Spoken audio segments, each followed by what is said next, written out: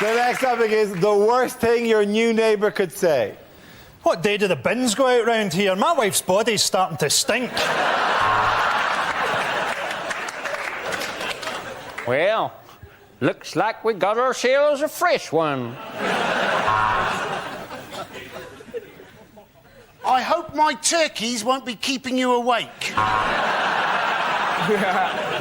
My wife and I are nudists and have been for the past 70 years. You're bigger than you look through the telescope.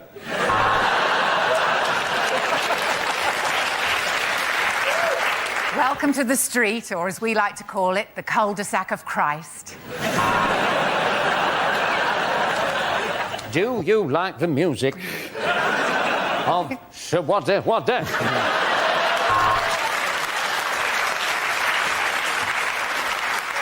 I can see you when you sleep.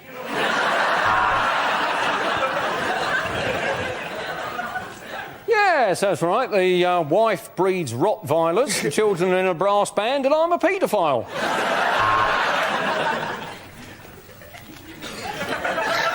It's simple. Your dog and I are in love.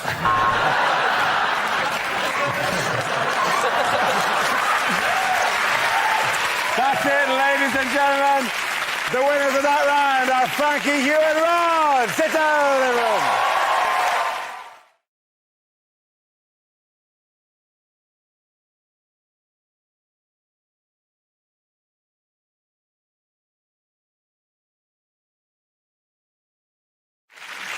The next topic is what a rugby commentator would never say. Oh, and he skipped through the defence, and that's lucky, because if these South Sea Islanders catch you, they eat you.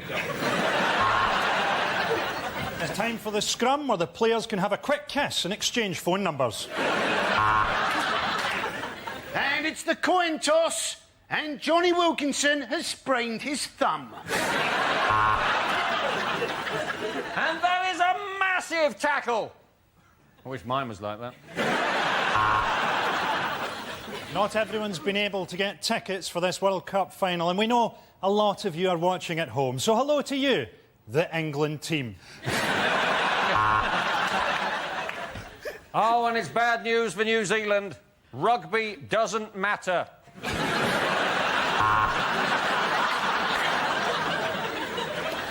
And keep an eye on this ball as it hits the ground, because it's such an unusual shape, it could go anywhere.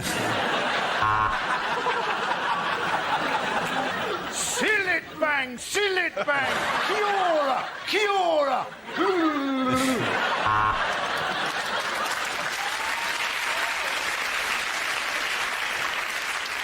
All pretence has been abandoned as both teams take to the field naked, covered in lubricant, to the sound of pounding techno. Thick, muscular necks, broken noses and powerful thighs. The rugby wives are minging. Well, he is in many ways the perfect fly half. Legs of a human, torso of a blue bottle.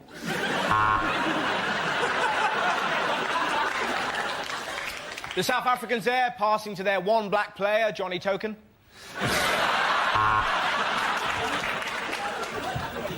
So it's England versus Samoa, a team of rank amateurs against Samoa.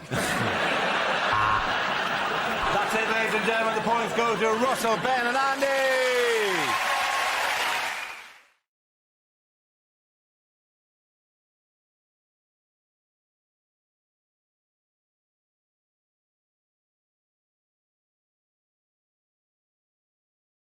OK, let's spin the wheel. The first subject is religion. Who wants to go in that? Tess. I'm religious, not very popular these days. It surprises me how much people don't know about my religion, Islam, given how much it's in the news. I've got a... We've nailed that. I've got a good friend called Jonathan. We've been friends for years. He doesn't know that much about me. A couple of months ago, me and Jonathan were in a nice restaurant, having a nice meal. Next to us a table, minding their own business. We're minding our own business. Everyone's having a wonderful time. Halfway through my meal, the balloon closest to me from the birthday table, it burst. And I just shouted out in my excitement, Jesus Christ. Jonathan lost his damn mind. Christ, is it? What happened to your Allah and Muhammad now, mate?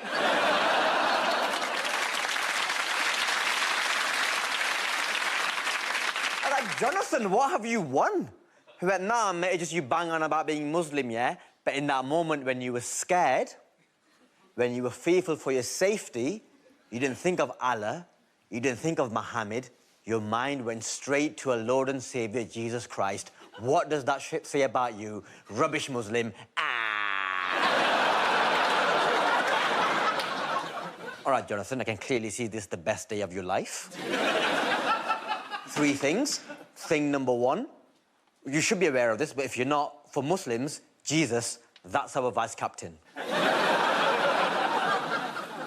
Secondly, me just invoking Jesus Christ is just me invoking a British cultural saying. If anything, it shows how well integrated I am. Thank you very much.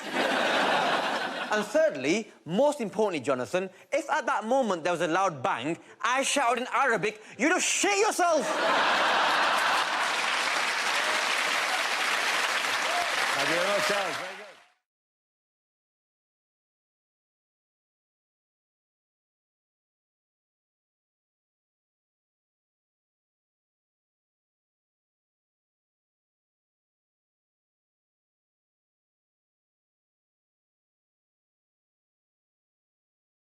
Love a quiz. It is our Liz quiz.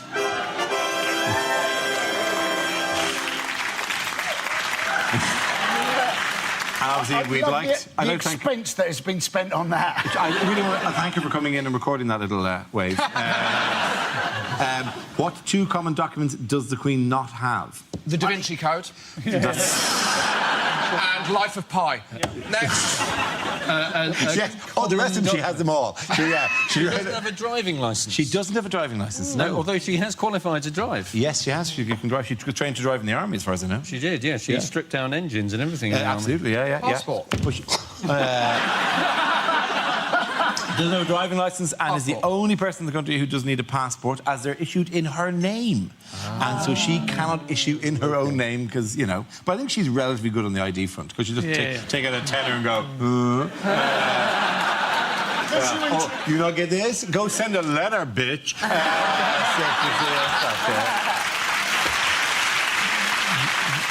What did the Queen invent with a dachshund and a corgi? A doggy. Yes! Is it? Yes, it is. I was joking! No, it's she invented a breed of dog called the Dorgie. Which, you say she invented it? What, she was there going, right, you put that in there now. She didn't invent it, though, did she? According to this card, yes, she did. She couldn't have gone on Dragon's Den. One needs £30,000 for 40%. It's always 40%. That's all they ever want, no matter how much you're going to say initially. 8%, 40. It's commonly known that the Queen owns the UK swans. Commonly known that the Queen owns the UK swans, says here. But what other water-based animals does she also have the right to own? Ducks. Not ducks, no. Shopping trolleys. I think it's... Is it dolphins? It is. It's dolphins, whales and sturgeons. Pretty big on the royal family. I know a lot of stuff. You really are, actually. It's quite worrying. Anything, dolphins, whales and sturgeons within 3 miles of the UK, they're hers. Do the dolphins know, or do they just stray in and then that's it? If they get too close, she's in a speedboat constantly, all right? Just patrolling that 3-mile limit around the country, right? With her army of swans. With her army of swans, who work to track them. When she does that wave, she's actually doing a fin motion to summon her dolphin army. Army of dolphins, assemble! I come to do with an army of dolphins. I want £40,000 for 35% of the company. I have invented a swolfin.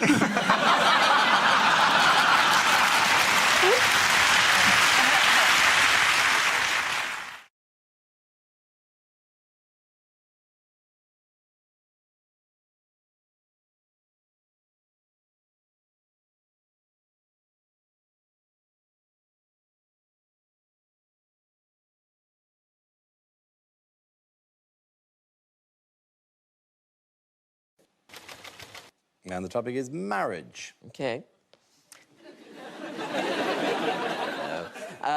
Yes, well, since it's Pride Month, I will also talk about being gay, because it's all I've got. And, and no, in many ways, in this country, it's a great time to be gay, because we have things like gay marriage, or as I like to call it, garage. Garage is designed to bring equality so that gay people can finally be as miserable as straight people. And it comes up against a lot of opposition, and you see it now. Like recently in Australia, they had it where it comes up against opposition from a lot of religious groups and clubs, the Catholic Church.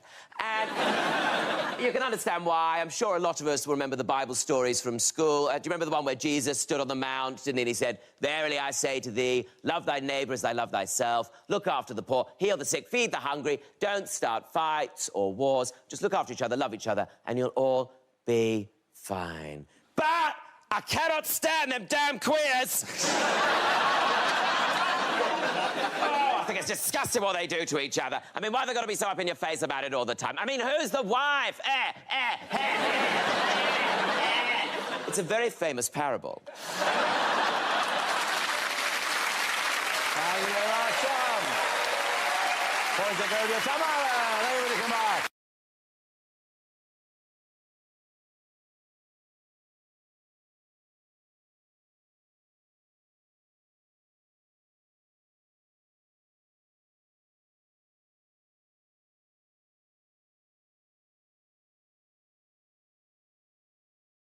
Now we come to our final quickfire round called Scenes We'd Like to See. This is for everyone, so if you can make your way to the performance area, please.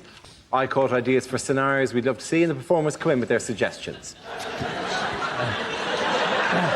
OK, here we go. The first subject is bad things to hear from a tour guide. Please don't take photos of the natives, because they believe that you're taking part of their soul. Apart from that, enjoy Norwich. Hello, my name's Janet. I'm your holiday rep, and basically, I'll be giving out morning after pills like they were Smarties.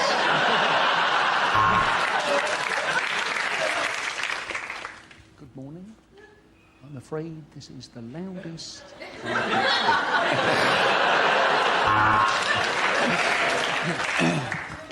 Venice is the most historical city, famous for its... Oh, shit, it's flooded. Everyone get back on the bus.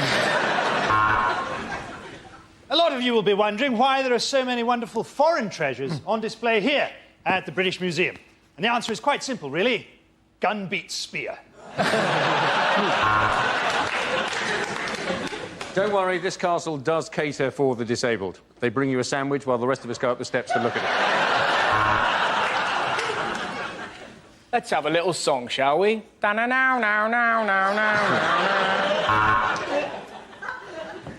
Coming up later on, we've got the topless donkey derby and who's got the funniest willy competition. Yes, it's going to be the best saga holiday you've ever had. I know that a lot of you can't bear to leave Thailand, which is why I've hidden drugs randomly in your luggage. And as we enter the next room, I need you all to be very quiet, because we have technically broken in. If you need anything at all, I'll be under your bed.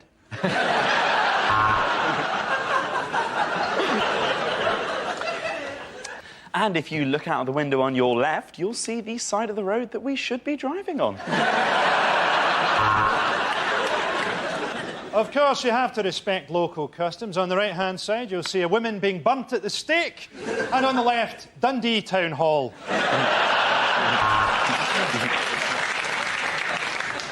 Well, this is the deepest, darkest bit of the caves. And unless you give me £20 each, it's where you're staying.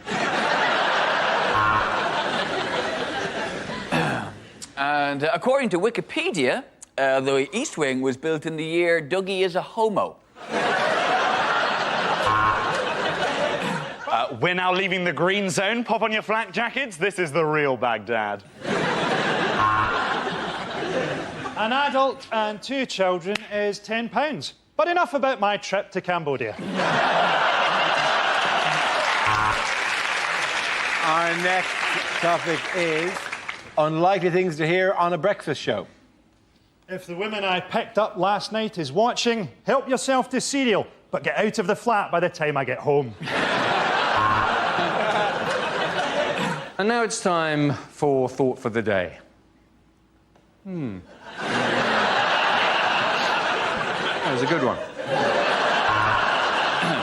You're listening to Six Music. Yes, you. Just you. Welcome to Travel Report. We've got a text here from Dave on the M5 who says, ha ha ha, every morning you leave for work, I pop round and shag your wife. So if you're trying to get in via Junction 2, stop it. It's against nature, and the Bible says no.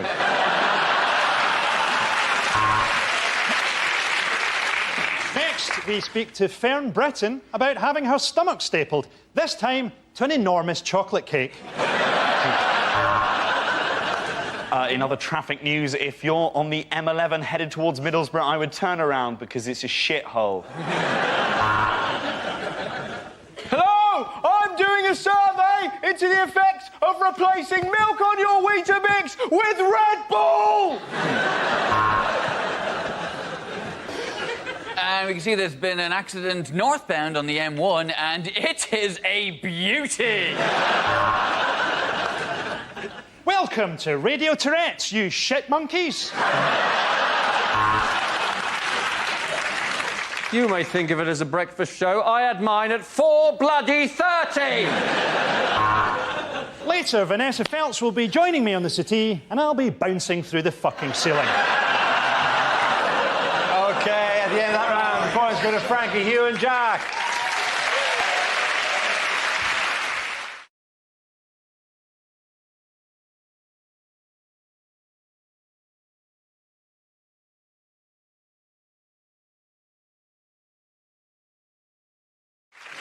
We start with a round called Headliners. Here's a picture of Prime Minister Gordon Brown in buoyant mood, but what does ROCB stand for? Is it what he looks like when he smiles? Is it really old, creepy baby? Is he just really desperate about his election chances now? He's only got one thing he can do, and he's going, right, OK, call Batman. Is it ruined our country, bastard?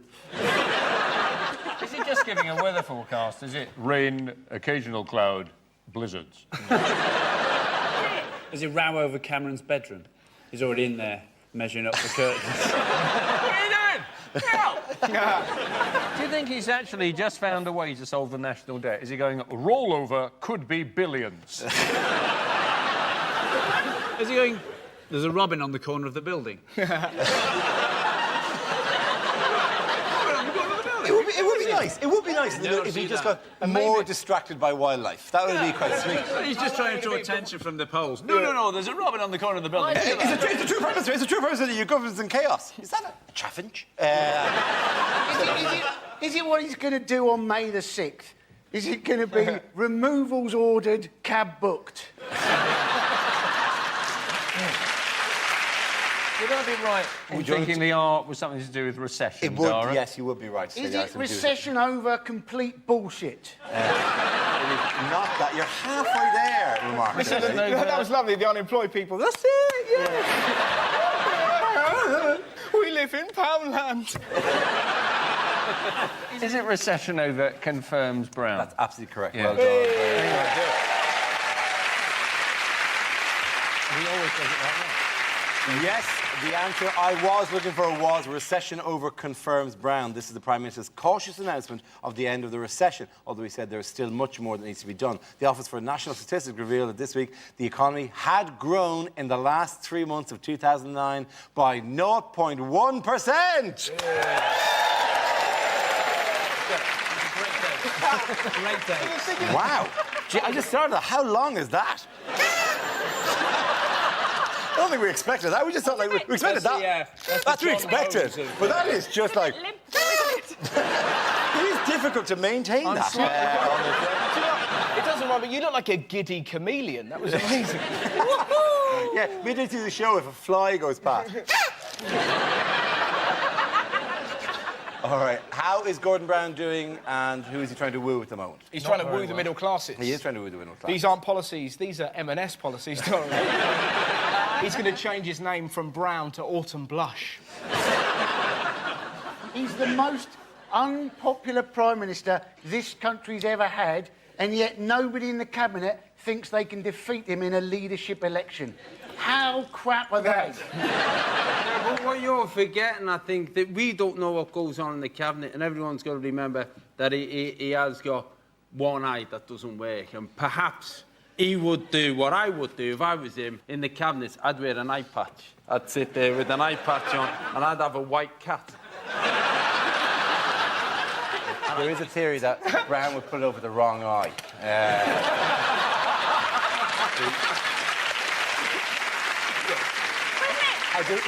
There's also another thing that no one's going to run against Brown at the moment because what's the prize? You get to lead Labour into an election they'll probably lose. It's like going, oh my God, we've hit an iceberg. Can I drive the ship for a while? Can I? It's like whatever is thrown at him, he still sort of gets up again. You half expect, like, Brian Blessed to just pop up every now and again and go, Gordon's alive. He keeps on saying, I'm getting on with the job. He's like the Millwall of politicians. Nobody likes him, but he doesn't care. But that's what I mean. He's one of those, and he's having a go, and you think, well, that's all right, but you're running the country. It's like if somebody came in and said, look, I'm not a great surgeon, but I'll have a go. You know what? It's basically... Put the hours in. I've sewn on a button, so I know I can finish the job, but getting to the stuff... I'm sure I'll recognise the kidney when I see it. I've played the ball game. I've played the ball game. There's a photograph of him and Darling, actually, which was very interesting, because him and Darling at the same time, the announcement, that, interestingly, is the £10 note that tipped us out of the recession. But the reason why the economy's grown in the last 3 months is because we had Christmas, isn't it? And people, of course, spend money at Christmas. Yeah, OK. It's the only time people go absolutely mad. You don't see anyone in July going, I need goose fat. You know? Basically, though, Western capitalism, isn't it? It's based on people buying stuff they don't need with money they don't have, as opposed to Christmas time, when everybody buys things nobody needs with money they don't have for people they don't even like. It's a beautiful miracle.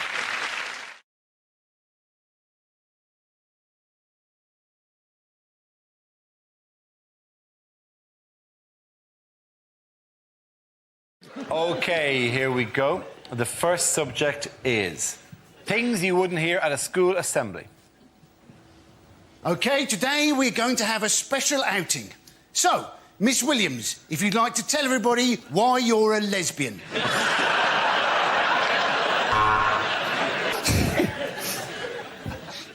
We welcome a new member of staff today. He has no arms and no legs and no body, and we will call him the Head.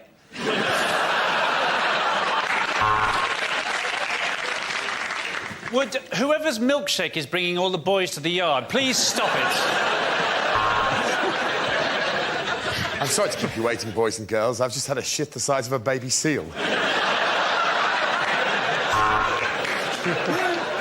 If you are found in possession of cocaine, you will be given 100 lines. No, wait. And today in the after-school club, we're going to be using paper mache to make a mother that actually loves you enough to pick you up at 3 o'clock. I'm delighted to say that during the summer holidays, Mr. Wang married Miss Kerr.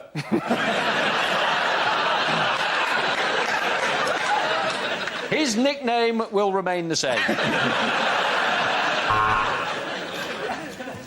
A wise man once said, boys and girls, that if you try your hardest, you can fulfil your dreams. Generally, that's true. Not for you, though, Tom. You can't read. So... And today, everyone, we have a new boy. Now, for some reason, whatever reason, he's been to a lot of schools, so be kind to him. Will you please make your way to the front? Richard Poo Willie.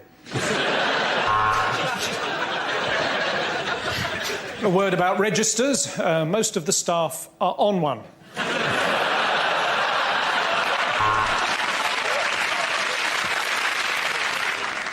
So that is how you put on a condom.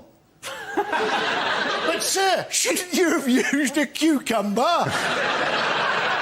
Not with that E. coli kicking around. Sorry I'm late. I just had a bit of a run-in with an interactive whiteboard. It told me to fuck off. I've had all your mums.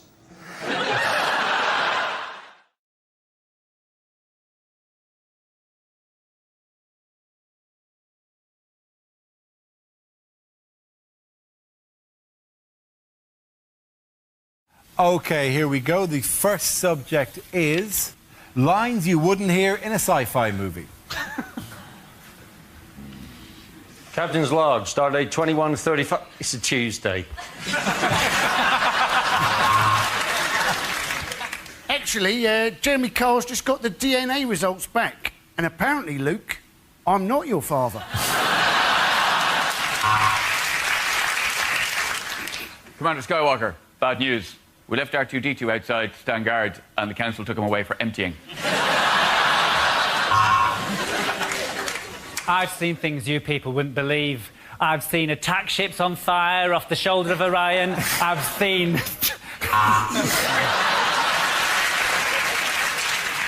There's a giant satsuma in front of the ship. Go to orange alert. First, there were snakes on the plane. Now the British remake, Wasp in a car. You can't win, Darth. If you strike me down now, I shall become more powerful. Get off, you prick!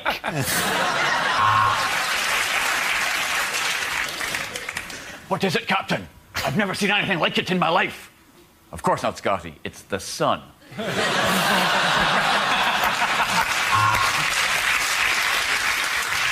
Since you have got your laser gun trained on me, I've got a bit of stubborn hair just here.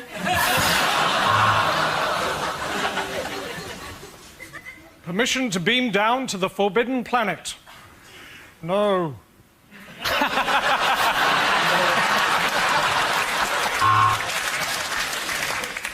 I can see dead people. That's because I'm watching UK TV Gold. Here are the sci-fi football results. R2-D2.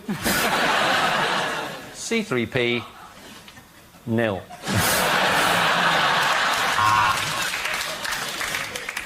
Look at all those fading, dwindling stars, forced to eat bugs in a jungle.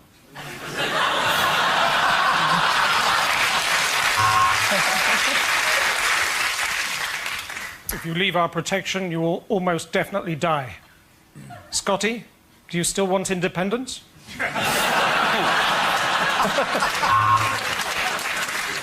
Luke, I am your father. Go to your room.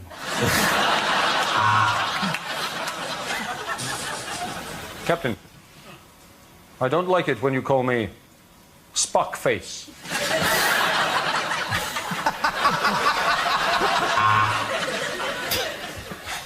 To boldly go where no man has gone before.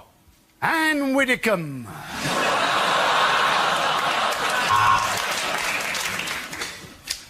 How many Klingons does it take to change a dilithium crystal? 10. 1 to change it, and the other 9 to chastise him for performing such a menial task when he's a member of a proud warrior race.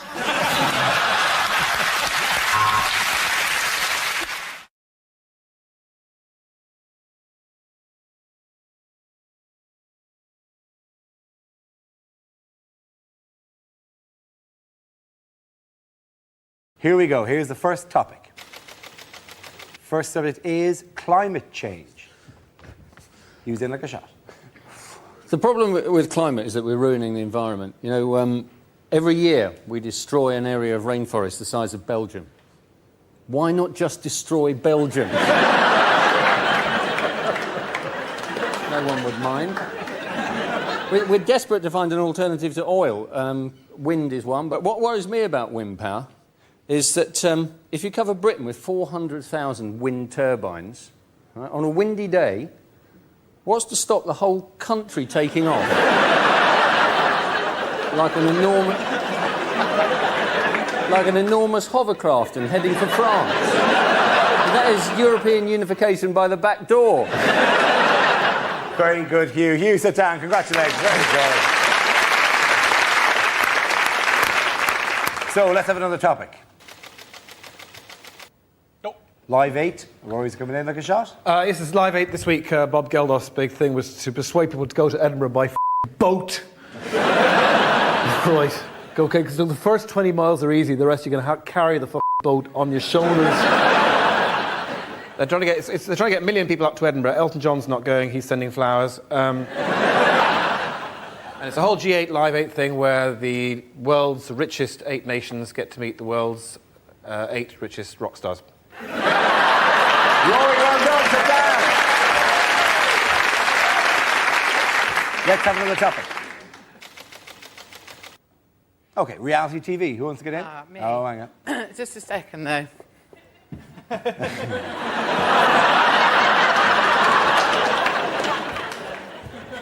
12 calories. Well, you probably realise that the 487th series of Big Brother has just started. Problem to me with Big Brother is that when someone gets voted out of the house, they don't actually have a sniper up in a tree with one bullet, just to see how they do.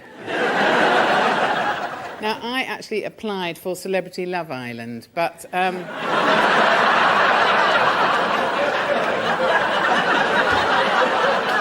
You can sit down now if you want to. That's just,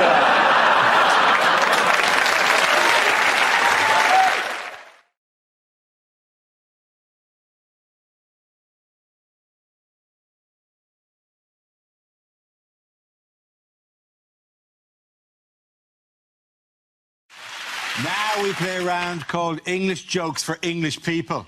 This game involves Ramesh and Milton, so if you could make your way to the performance area, please. This round is a stand-up challenge. I launch the wheel of news, and whoever chooses to stop, one of our performers must step forward and talk about that subject. OK, here we go. Let's spin the wheel. The first subject is education. Who wants to go on that? Ramesh. Well, as a vegan... I wanted to supplement my son's education, so I'm helping him to learn to read. That's one of the things that I'm doing. And helping your child to read is one of the most magical and rewarding things that you can do as a parent, on day one. After that, it's one of the most frustrating, annoying, I'd rather punch myself in the face repeatedly than ever do this again activity that you can ever do. And let me tell you why. They do not care about making sense. Right? They'll just read all the easy words. When they get to one they don't know, instead of trying, they'll just look at the picture and just throw something random into the sentence without any regard for what effect that has on what they're saying. And I'm supposed to not get angry.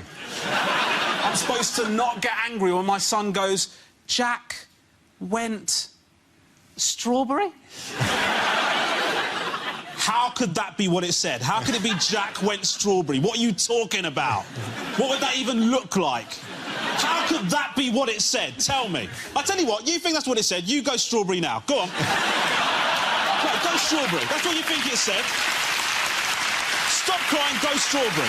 Go strawberry. Why didn't you do it? Go kiwi then, I don't give a shit. You're not doing it, are you? I tell you why not, because it doesn't make any bloody sense. My wife thinks I'm overreacting. Thank you very much, Robert. OK, that leaves us with Milton. So let's see what you've been at for Milton. Let's spin the wheel. And the topic is family.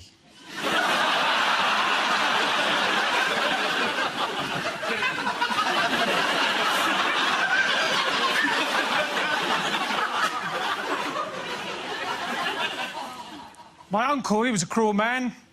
He knew we lived in a bungalow, yet every year for Christmas we always got a slinky.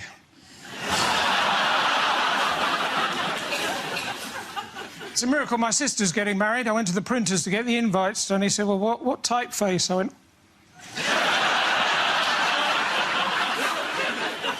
She seems to like him.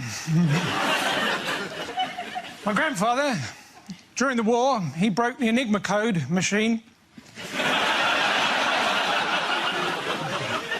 Then he went AWOL. Well, it's not quite true. Then he became an owl. My grandmother, she's been talking about downsizing, and now she's in a little urn.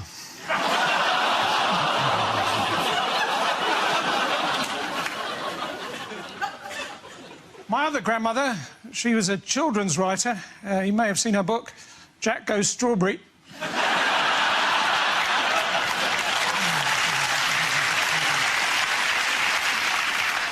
I haven't always been popular with my family as a vegan.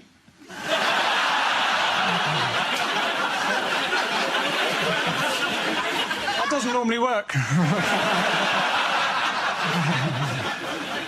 Recently, my family all clubbed together and got me a voucher for a clinic in Switzerland. Thank you.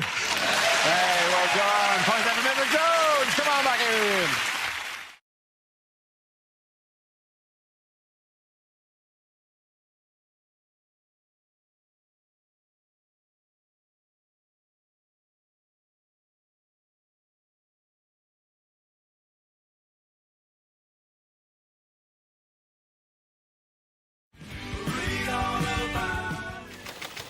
Subject is hospitals.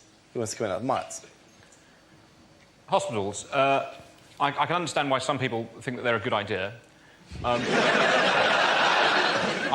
really dislike them. I think hospitals are terrifying places to be. I've had several general anaesthetics over the last year. I'm terrified of all of these things. I think hospitals, they are basically they are grey buildings full of people who are dead, about to be, overworked, stressed out, or asking for change for the car parking facilities. That's all they... I can't understand, therefore, why, even now, even today, we have this thing where the idea that a nurse's uniform is considered sexy. Now, I've got no doubt whatsoever that lots and lots of nurses themselves... I should imagine some of them unbelievable creatures. But the idea...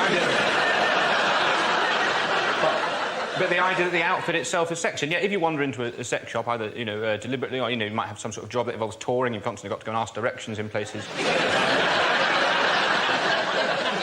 Still, people are buying nurses' uniforms as a sexy outfit. What is sexy about a nurse's uniform? Surely a nurse's uniform, that just screams hospital at you.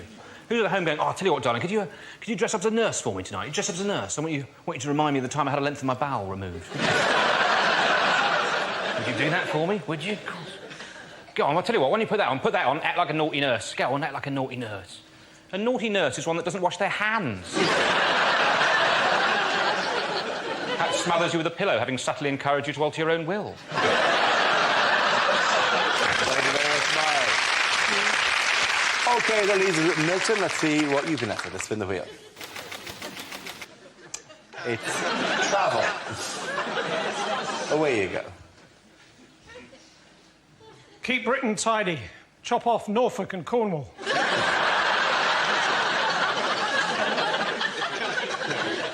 People from New Zealand don't like being called Australian, do they? Oh, no. What people from Britain don't realise is an entirely separate culture. There's a great big sea between the two places. What people from New Zealand don't realise is that we in Britain don't care. I've just come back from Holland. When I was there, I was in a fish restaurant, and the bloke on the table next to me began to cough, so I ignored him. Then he began to cough a bit more, so I still ignored him. Then he began to choke really, really badly, so in the end, I stood up and I smacked him on the back really hard. Anyway, it turns out he was just speaking Dutch.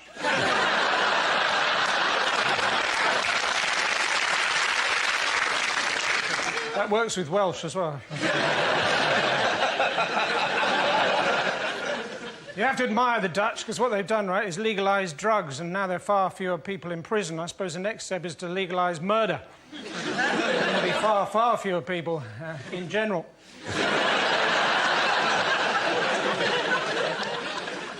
Sometimes, though, it's difficult to know if you remember something or you remember the photograph of something. I think my earliest memory is of being in America, standing over an air vent and my skirt billowing up. Thanks all for being here today. Read all about it. Boys there, the Mr. Jones. Come on back.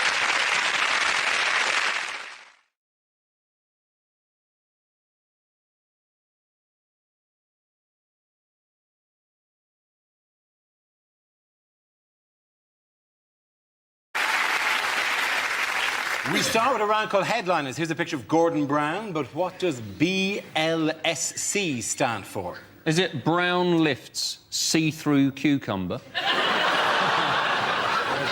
Is it Bungle loses showbiz costume?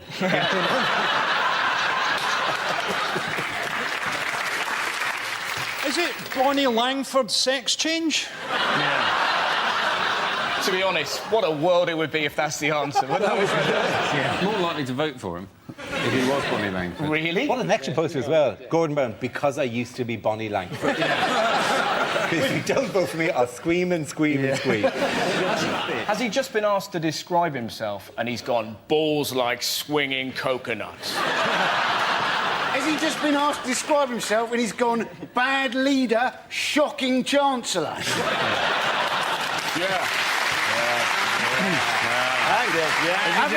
We're having it tonight. Is it Brown levitates scared child? The one that's just out of shot. Has it got nothing to do with Gordon Brown? Is it Berlusconi's lover, 17? We all know you spell with a K here. Also, I love the idea that maybe you've just done that and there's a horse at home watching going... Sugar cubes? Sugar cubes? Yeah, Oh, yes. Is he screaming, bring laxatives, situation's critical?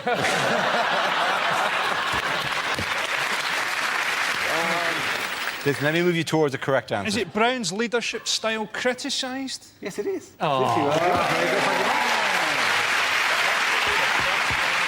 Yes, the answer I was looking for was Brown's leadership style criticised. This is the news that Gordon Brown has come under renewed criticism this week for his style of leadership. He was compared by one Labour MP to a mafia boss. In what way is he possibly like a mafia boss? Well, we know for one way he's not, is he? Because let's face it, if he said to the public, I'll make you an offer you can't refuse, everybody would still go, no. Is it a case of mistaken identity where somebody thought they woke up next to a horse's head, but what they'd actually done was just fallen asleep in a cabinet meeting next to Margaret Beckett? Caroline Flint basically got sacked by Brown and then said that the entire cabinet was really laddish. And you're like, what, Miliband and Alistair Darling? Watch out, we're going to Ayia Napa. He said that Brown was scary and had an intimidating side. And you think, well, why doesn't he show that? Anyway, why doesn't he intimidate Al-Qaeda? Why doesn't he intimidate David Cameron? Why is it that the personality he chooses to present to the world is of an old woman's cushion that's been left out in the back garden for cats to piss on? Gordon Brown is so devoid of any life that if he was a cartoon character, this is the stage where they'd be drafting in a sidekick. Is anyone else sort of puzzled that Gordon Brown's nephew's in the cabinet and that he's a raccoon? To be honest, though, Frankie might have hit upon something genius there because... Really? Listen. Because the Labour Party basically need a new frontman. And the raccoon idea is good, but they should go for that little fella out of the Compare the Meerkat advert because he is possibly the most popular thing in the country. Yeah, he is. Imagine that. Simple. Clicks his head, economy fixed. Meerkat. Why is he Russian? Why is the meerkat Russian? I've never understood that. Why is he dressed up in a stately home? These are questions. Never been made clear. You're making the mistake of imagining that we need something popular to defeat Gordon Brown. You know, you don't need a meerkat. Herpes would beat Gordon Brown. Let's be honest. You mean more as a psychic? I don't think herpes would make a good psychic, though. I'm Gordon Brown, and here's my psychic. Yeah, you can see it manifest itself on the corner of my mouth. They said, haven't they? They said he needs to tone down his dark side. Yes. They appear to have confused him with Darth Vader. But maybe they're right. Maybe it's going to turn out, in fact, David Cameron is, in fact, Gordon Brown's son. Well, we broke it first. I'd love if that happened. Because Cameron, by the way, Cameron, big fan of this show, by the way. I met Cameron during the week in BBC Radio 2, just in the corridor, and he went, hello, and I went, hello, and he went, oh, yeah, mock the week, very good. That Boyle chap. What did he mean by that, do you think? I don't know. We just kind of went, because we both like, I had nothing more to add. You sure it wasn't just on his hit list to MI5, that Boyle chap? Make it look like an accident.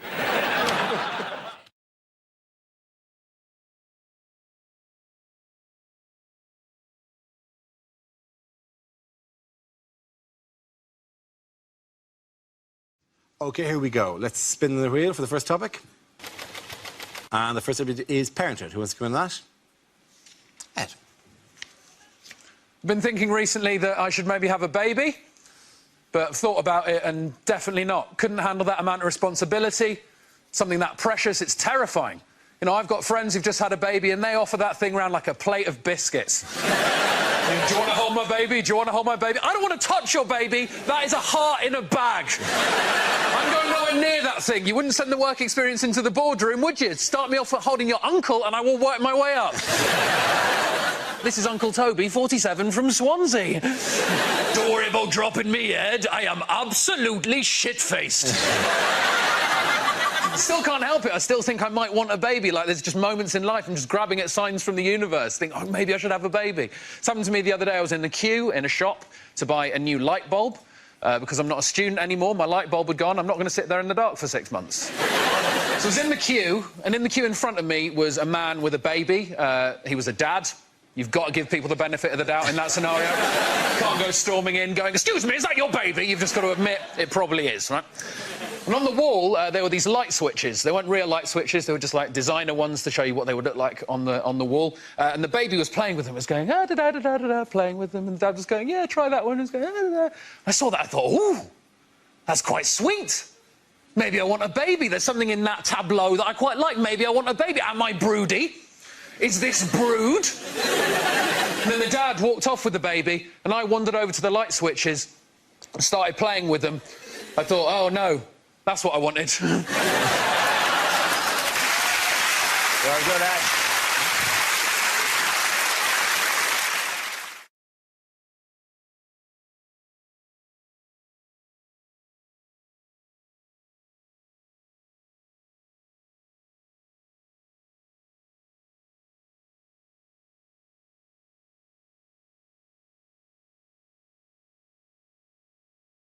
The first subject is unlikely lines to find in the Bible. He's not the Messiah. He's a very naughty boy. And God said, let there be light. Sponsored by Power Jam.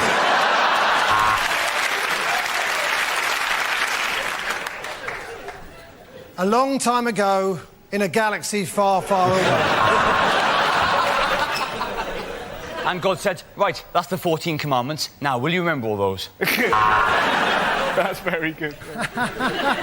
Table for 12, Jesus. I can do 2 6s at 8:30. And on the 8th day, God created a magic talking leopard and forgot all about us. And Mary said God had given her a child, so Joseph went and joined Fathers for Justice. And it rained for 40 days and 40 nights, although Thames Water still had a hosepipe ban. St. Paul's third epistle to the Corinthians. Dear Corinthians, I've written to you twice now. No reply. I don't know how you do things in Corinth, but where I'm from, that's a bit rude.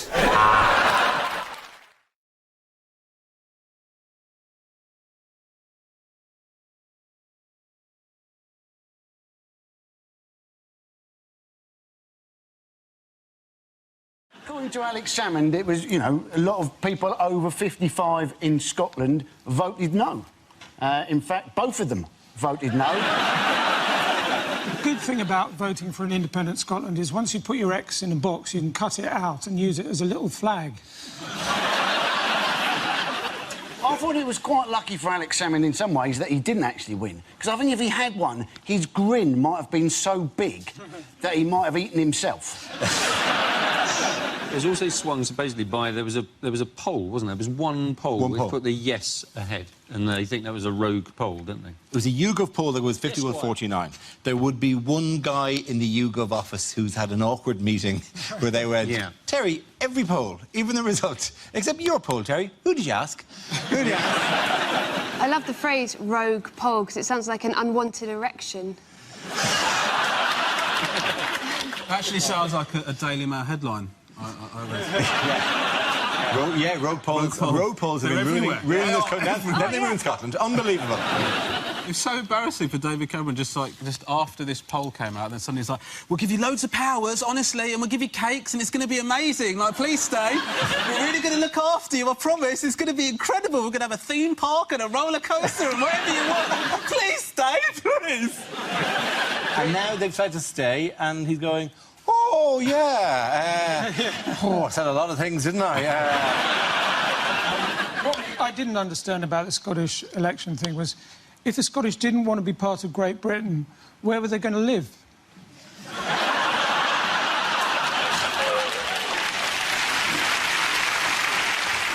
The big question which was asked on the night, and it was amazing how quickly it was asked. What was the major question people were asking then on the night? It wasn't yes or no. No, it very quickly became, what does this mean for England?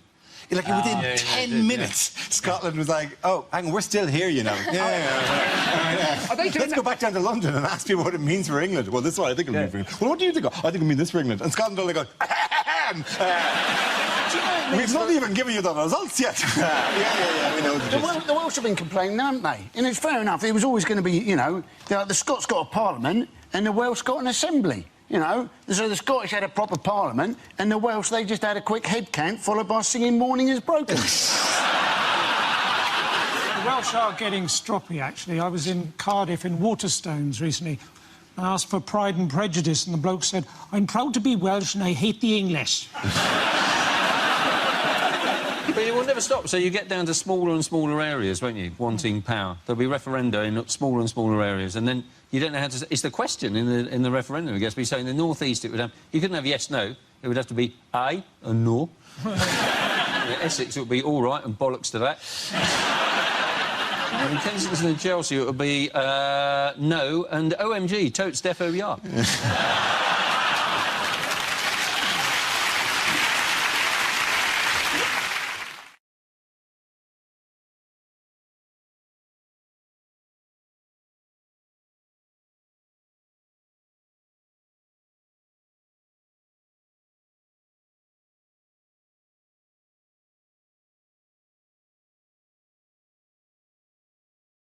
Next topic is things that would change the atmosphere at a dinner party.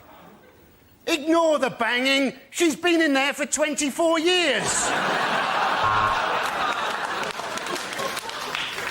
Help yourself to Nibbles. He was our favourite hamster, but it's what he would have wanted. Are you sure this is pork? It's just because Mike Crackling has a tattoo. Don't worry, we don't say grace. We just sacrifice a child to the great god Imhotep. Doorbell! Excellent. That'll be Heather Mills and James Blunt. Hope he's brought his guitar. I hope nobody's allergic to nuts, because I like to rest mine on the table. Well, this is absolutely lovely. I say we all raise a glass to the Fuhrer!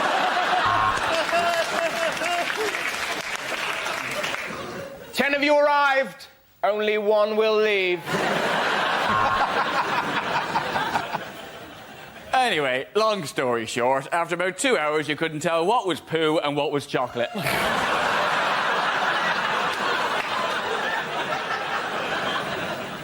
There is a vegetarian option. You can fuck off. OK, at the end of that round, the points go to Russell, Ed and Andy.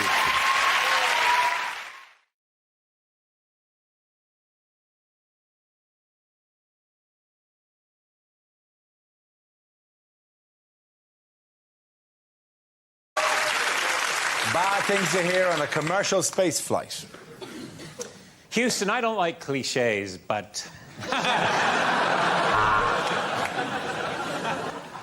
This is a passenger announcement. There's no need to panic, but can anybody here speak Klingon? You're an alien. Allow me to shake you by the hand. That's not my hand.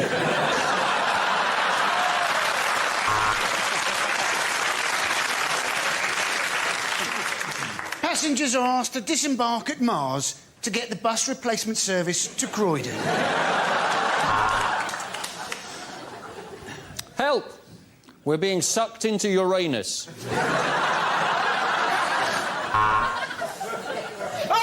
I'm giving birth to an alien! Your faces. And today's in-flight movie is going to be Apollo 13.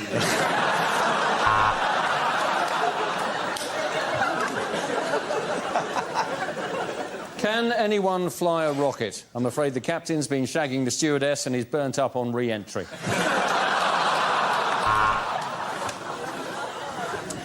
Passengers looking out the right side of the craft. There's the moon, of course, and out the left side, Star of Brian. Nice.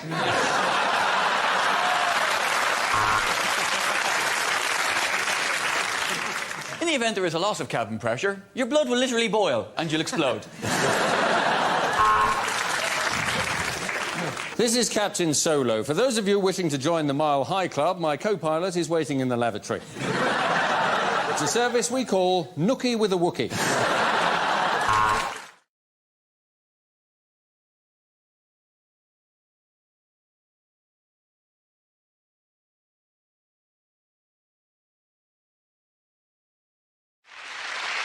Yes, the answer I was looking for was Gove announces exam changes. This is the news that Education Secretary Michael Gove has announced a new English baccalaureate certificate to replace GCSEs. From 2015, students will work towards a demanding 3-hour exam at the end of a 2-year course rather than the current combination of coursework, modular exams and multiple retakes. He's even invented an exam that thicker kids won't be able to pronounce. It's the back of what? The back of what? The back. Oh, give me a shovel, I'll go down a mine.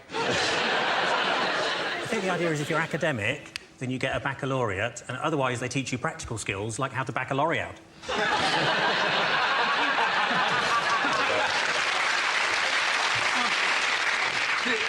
The Tories have assured us that under this system no child will be left behind. But how can we take Tory promises that no child will be left behind seriously when their leader's David Cameron?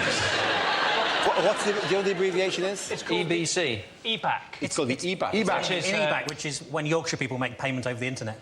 I thought that was something from Star Wars, isn't that? Yes, it was. Do you know who hated the EBACs? I bet you can't do the impression. Skywalker! Your EBACs will not qualify you to run the Empire now. There's been a lot of debate over, whether grades have been devalued, and I was discussing that recently with my nephew, Professor Timmy. So, hang on, sorry, because it's one of these things that I genuinely am always perplexed about, coming from a different country as I have, with my spices and my silks. Really?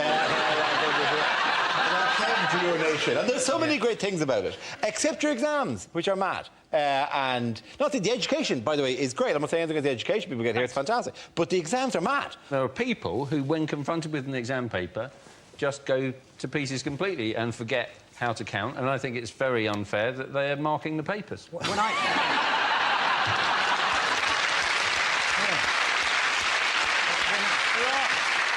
are people who just shouldn't be taking exams. My friend Carl was at sixth form college with a girl who got her A-level results, and when she pulled out the piece of paper with the 3 letters telling her what her future would be, she went, that spells none.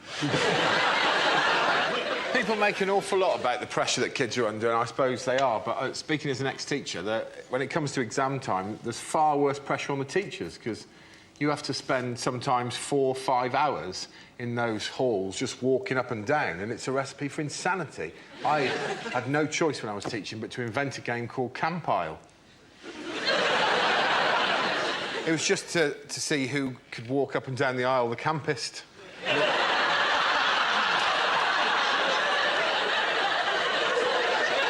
We started off just sort of slightly mincing. Honestly, by the end of it, I was walking down a full aisle of children like this.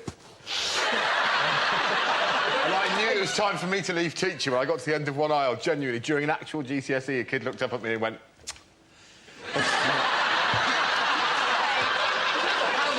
So were you essentially voguing your way?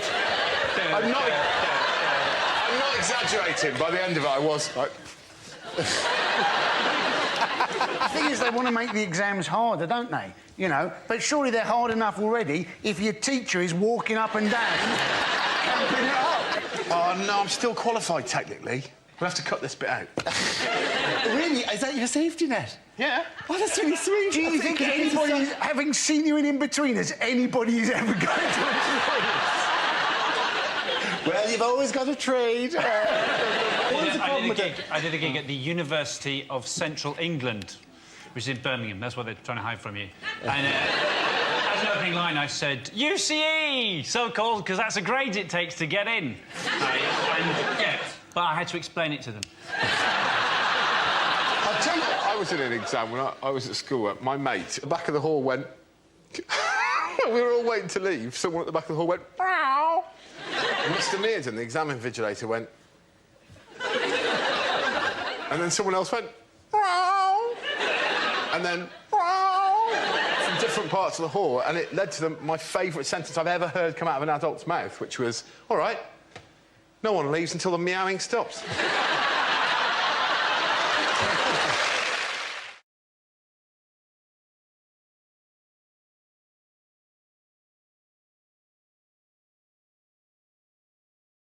The next topic is unlikely things to hear at Wimbledon. Well, at 2 sets down, let's see what he's got in his locker. He's not going to be there for about 20 minutes. I've got a crowbar. Serena Williams has been seeded. You've got to admire the bravery of that bloke. Hello, I'm Sue Barker. You may remember my father, Chew Barker.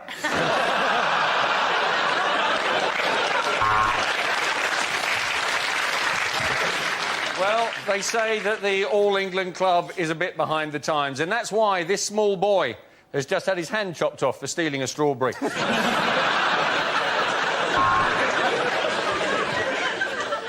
I am a tennis umpire and gay, and it wasn't easy to come out.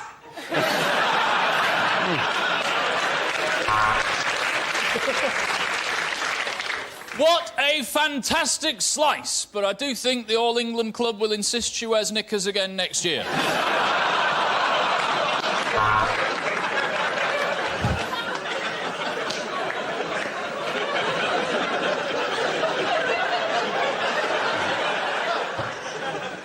Fuck off, Tim!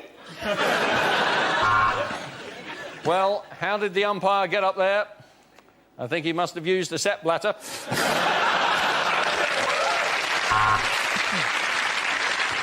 Of course, this year the British players play a lot better. If we look at this graph, we see huge biceps and an angry... Sorry, Steffi, wrong graph.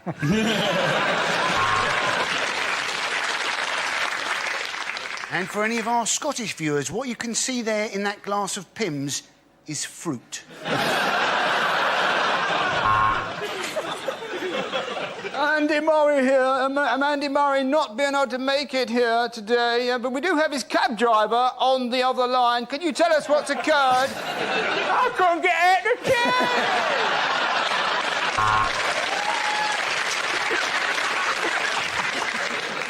And the mound has taken a real pounding in the last fortnight.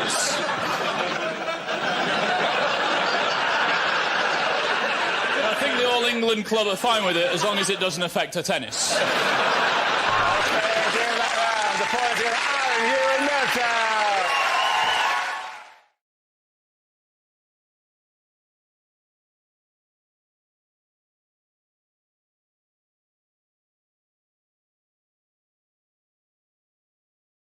In other news, and there was other news this week. Remarkably, trawling the papers, there was other stuff happening in the world. What small group gathered in Bournemouth last week? Was it the Abused Pig Support Society? No, it was not. It was the Liberal Democrats. The Lib Dems had their thing. They had their conference in 2 4-man tents. They've only got 8 MPs. They don't need a big hall. No, they don't. All they need is a Citroen Picasso.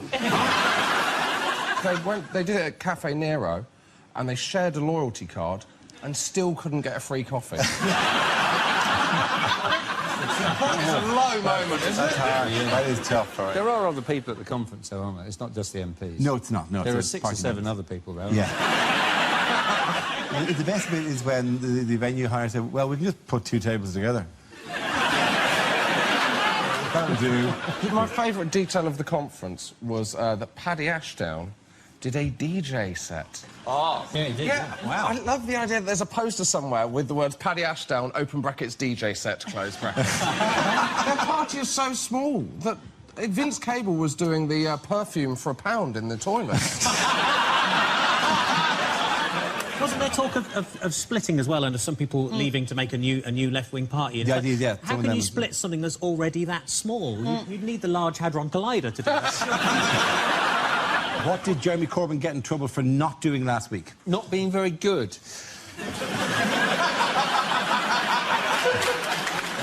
He didn't sing the national anthem. Why did he not sing it? Well, he's a Republican. He doesn't believe in the monarchy. But he claimed he was very much deep in thought. But then he's probably like most of the population who doesn't actually know all of the words to the national anthem. There's a very odd thing in the second verse, though, which no one knows at all, which the opening line of which is, "Thy choicest gifts in store, on her be pleased to pour," which is a really odd image of somebody just emptying a massive sack of presents on her head. Thy choicest gift in store sounds like a very old Argos advert. It does. Thy choicest gifts are in store now.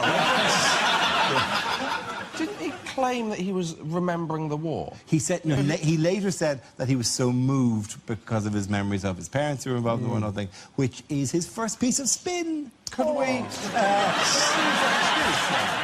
This is sweet.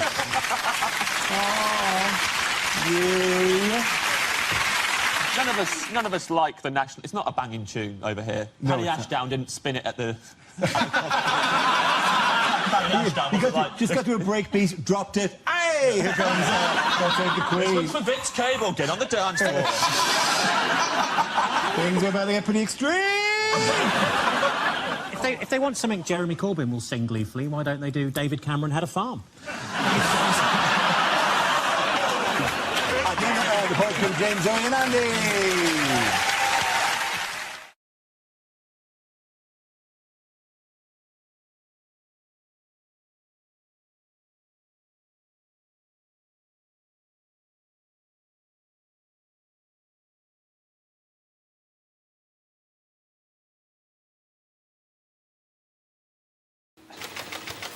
The first topic is science and technology. Who wants to come in on that? Andy Parsons. I quite fancy being a wind farmer. No, because I think out of all the farmer jobs, it's got to be the easiest, isn't it? You know, cock crows, oh, wake up, out of bed, check the wind's blowing, yes it is, brilliant, back to bed again. Alternatively, you know, cock crows out of bed, wind's not blowing, sod all I can do about it, back to bed again. Because they never actually invent what you want them to invent. I am still waiting for a decent alarm clock, yeah? Maybe one that doesn't, in fact, alarm you, right? Maybe one that just nudges you awake, right? Gives you a little cuddle, makes you a cup of tea, a little tickle downstairs, then phones up work so you can't come in. Thank you very much, Andy Parsons. OK, the next subject, please. Our next subject is charity. Who wants to go with us? Joshua. Charity work doesn't always go well. I had a situation when I was 10 and my school was raising money for the local church roof, because it's always the church roof. I don't know what the problem is with church roofs. It's like they're spending the money elsewhere. You're going, yeah, well, the roof's ruined, but we've just installed a hot tub, so come and praise the Lord in there, yeah? We all had to do different things, and me and my best friend Thomas decided what we were going to do. We were going to walk the 3 miles to our nearest market town wearing Wellington boots full of custard, right? We thought this would be good. And it would have been good, but for one small issue, which was when preparing the custard for the Wellington boot, my mum didn't think that we might want it served at a lower temperature. And you would serve it on an apple crumble. I tell you now, there are a few things in your life more terrifying than looking at your Wellington boots and seeing them steaming at the entrance to stars in their eyes. So I'm not putting my foot in there, that's boiling hot. Mum said, isn't that the challenge? No, that is not the challenge. Don't know if you ever put your foot in a Wellington boot of boiling hot custard. A few of you might have. What is it? Similar to a hot bath. With a hot bath, it goes something like this. It goes... That is too hot. With a Wellington boot of boiling hot custard, more like this. that is too hot and suctioned on. It's like a medieval torture devised by the Chuckle Brothers. Yeah, and this is doubly humiliating because I've had to go in 3 times to break the skin on the custard. Thank you very much, Josh Widdicombe. OK, that leaves us with Gary. Let's see what topic you've been left with. Let's spin the wheel. And the topic is education. One time at school, I lost my thesaurus. Yeah, I couldn't find the words to describe how upset I was.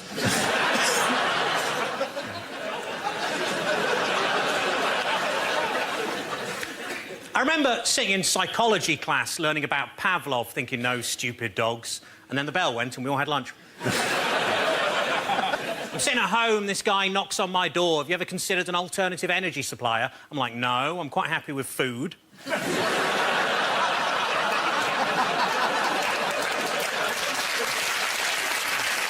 It's got to be a tough job going around door to door encouraging people to photosynthesize.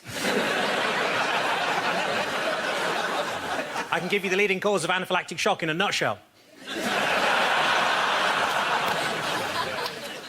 I've got the memory of an elephant. I remember one time I went to the zoo and saw an elephant.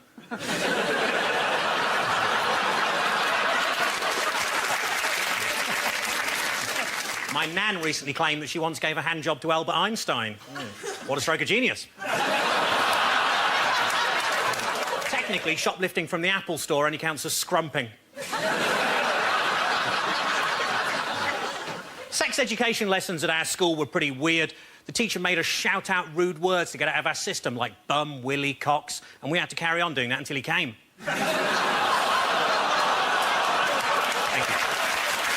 Thank you very much, Guy Delaney. I get points whoever in there. Well done. Come on back.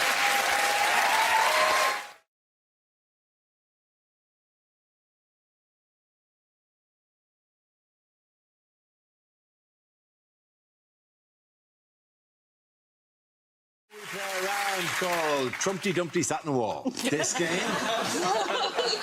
involves Angela and Hal. So if you could make your way to the performance area, please.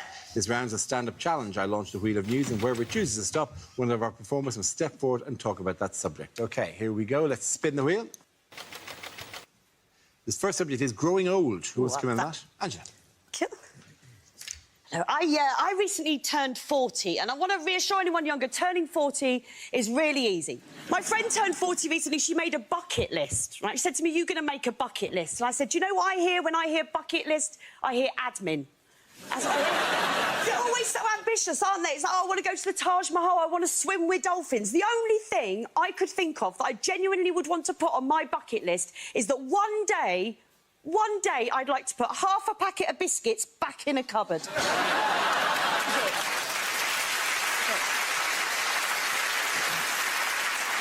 But getting old, growing old in this country looks scary, and it's looking scarier and scarier. You know, by the time I get to old age, there won't be care homes anymore, will there? It'll just be an OAP rescue centre. So it'll be like Battersea Dog Zone.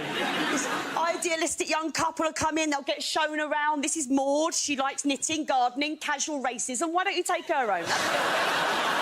That's what it'll be. So we have to worry about these things. We do, because we're all living longer, aren't we? There's so many 100-year-olds in this country now, the Queen's had to get a moon pig account to keep up.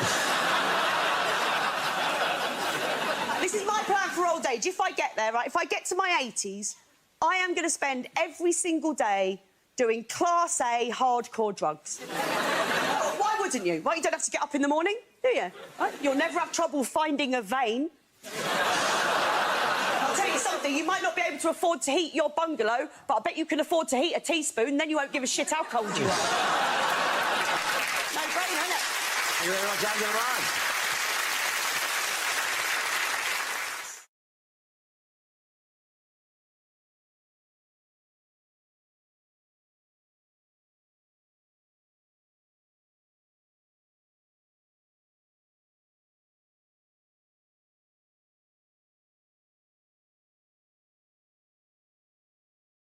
Unlikely things to hear on Crime Watch. The police have said it's OK for the public to approach the gunman as he's sawn off the wrong end of the shotgun.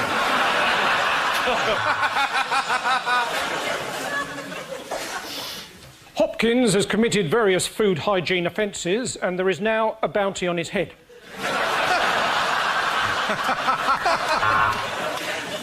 And now, a case of Grand Theft Auto. Someone has stolen the case of my Grand Theft Auto. The victim was marched to the cash point and made to take out £300. That's the last time he forgets his wife's birthday.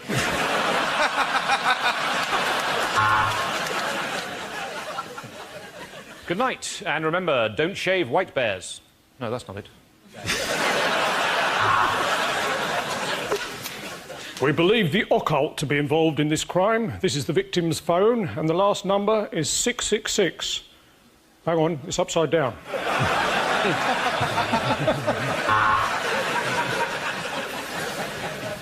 Were you at Oh, fuck that. Were you at Yates? Oh my God, that's a different.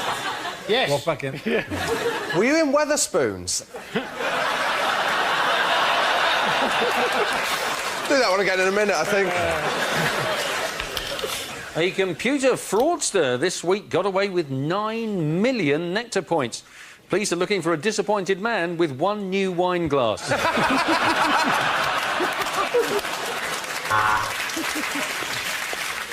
Well, that's all we've got time for on Crime Watch. We've talked about some serious things, but don't forget, don't have...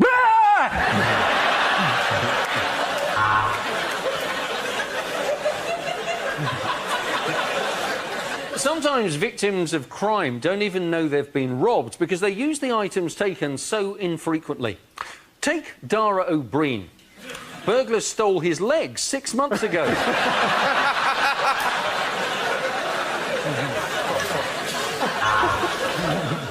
Were you at Yates's Wine Lodge? Unbelievable. Genuinely unbelievable. Were you at Yates's Wine Lodge? I don't bloody believe it! I can't believe my bloody eyes!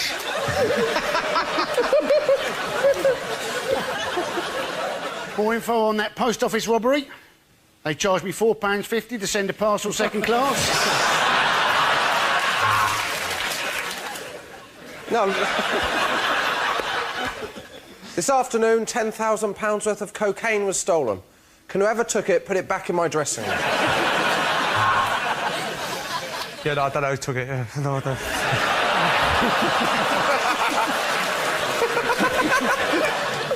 Well, we hope that reconstruction jogged a few memories. If not, well, we've needlessly shot 4 more people. OK,